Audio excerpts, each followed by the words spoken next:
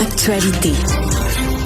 M. Trump était au Michigan hier pour célébrer ses 100 jours. Ben oui, pour souligner les grandes réalisations du début de son deuxième mandat et ça. Jamais dans l'histoire des États-Unis, il s'en est fait autant dans les premiers 100 jours. Ah non, il a défendu son programme d'ailleurs là dans un contexte qui est pas évident, un certain vent de face dans l'opinion publique également. Puis quand on refait un peu le bilan, là, bon, ces fameux tarifs qui ont ébranlé les marchés financiers, a semé le chaos au sein du gouvernement fédéral avec le fameux DOGE, les ratés aussi de la gestion d'informations sensibles, pensons là, à Pete Exec et les frappes notamment et toutes les informations qui avaient été coulées là, sur Signal.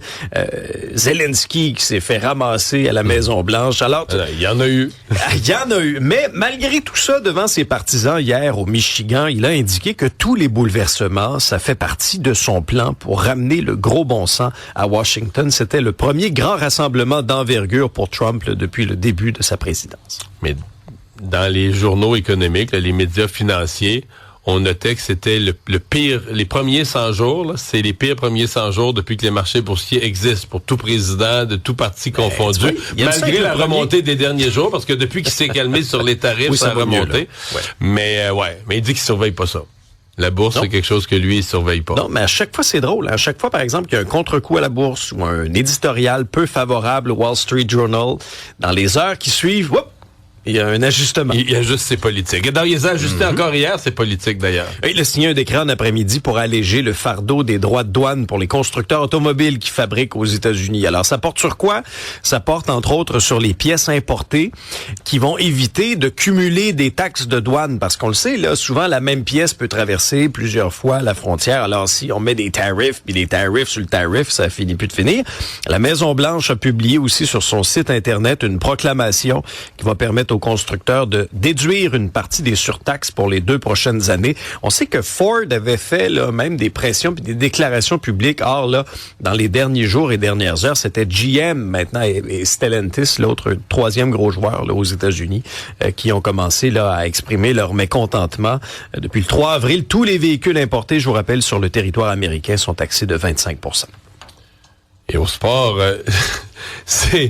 c'est jamais facile pour les Maple Leafs de Toronto de clore une série. On l'a vécu avec le Canadien il y a 4 ans où le Canadien avait remonté contre les Maple Leafs. On se souvient d'une série contre Boston. Les Leafs menaient 3-0 dans la série. Ils l'avaient perdu. Et là, il menait encore 3-0 contre les Sénateurs. La fameuse malchance de la première ronde pour les Leafs de Toronto qui, hier, ont échappé le match 4-0 contre les Sénateurs. Très brillante performance du gardien des Sens. À Toronto, blanchi à domicile. Oui, et Linus Ullmark, le gardien des Sens, 29 arrêts. C'était son premier jeu blanc en carrière, d'ailleurs, en série. Début pour les Sénateurs de Chabot, Cousins, Studsley et Ketchuk. Le prochain match, maintenant, c'est jeudi, à Canada. La série, maintenant, est 3-2 en faveur des Leafs de Toronto. Mais c'était 3-0. Et c'était 3-0. Là, c'est 3-2. Ouais.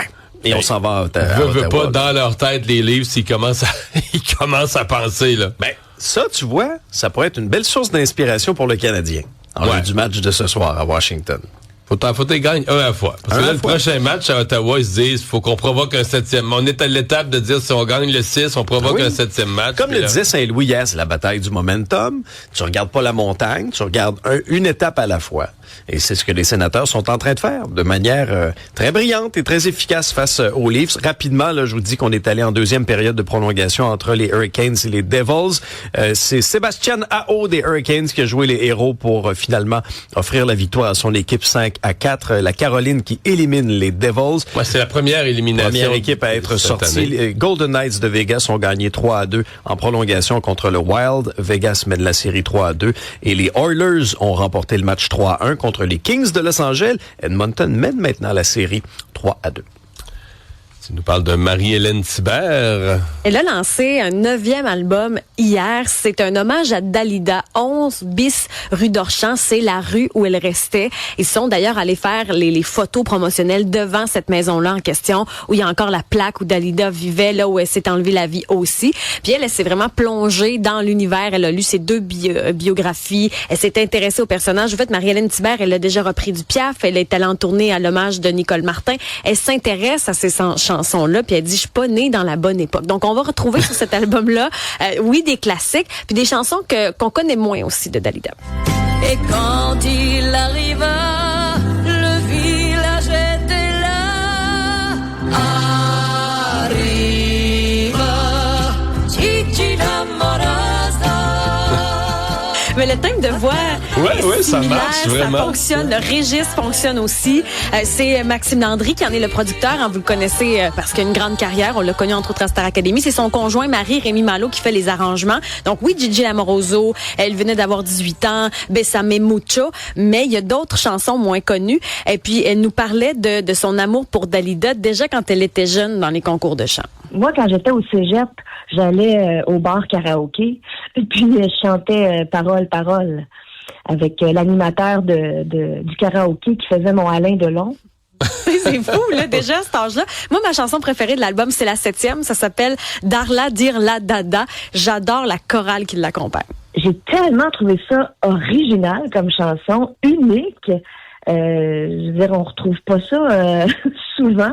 Puis oui, c'est puissant, les arrangements et tout. J'ai invité ma chorale préférée, une chorale, c'est des Québécois d'origine africaine qui ont formé une chorale.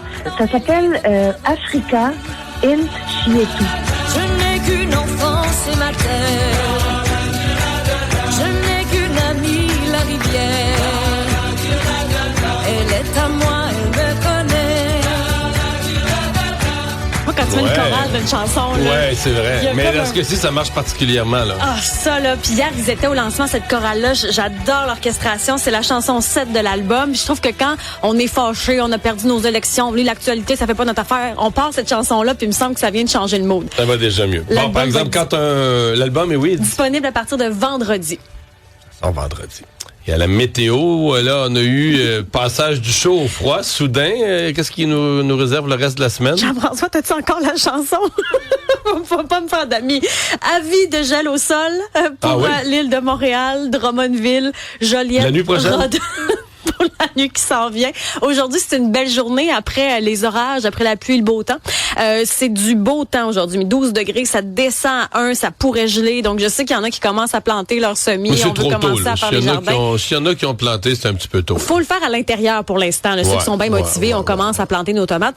Sinon, demain, 14 degrés nuageux, puis les températures vont osciller aux alentours de 14 et 19 pour les prochains jours. Mais oui, avis de gel au sol encore. Puis c'est très, très venteux dans l'est du Québec.